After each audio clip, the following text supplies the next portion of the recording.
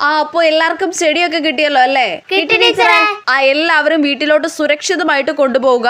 വീടിന്റെ മുറ്റത്ത് നടുക. എന്നും അതിന് വെള്ളമൊക്കെ ഒഴിച്ച് പരിപാലിക്കുക. നിങ്ങൾ എന്നും പരിപാലിക്കുന്നുണ്ടെന്ന് അറിയാൻ വേണ്ടി ഒരു ഡയറി കൂടി എഴുതുക.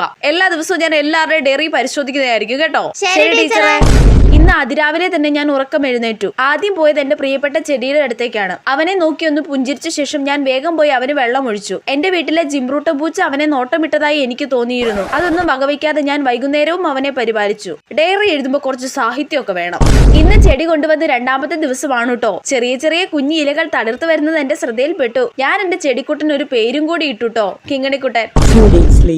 ഒരു ചെടി സ്കൂളിൽ നിന്ന് കൊണ്ടുവന്നിട്ട് ഇപ്പൊ അതിനെ തിരിഞ്ഞു പോലും നോക്കത്തില്ല ഒരുത്തി. ഞാൻ വേണം വെള്ളം ഒഴിക്കാനും നോക്കാനും. നിന്റെ ചെടി മൊത്തം ആ പൂച്ച നശിപ്പിക്കുന്നത്. പറയുമ്പോൾ ഇന്ന് ഡയറി എഴുതണമല്ലോ. രാവിലെ എഴുന്നേറ്റ് ചെടിക്ക് വെള്ളം ഒഴിച്ചു. ചെടി കുറച്ച് വളർന്നതായി കണ്ടു. പിന്നെ സ്കൂൾ വിട്ട് വന്ന് വീണ്ടും വെള്ളം ഒഴിച്ചു. ഇതൊക്കെ മതി.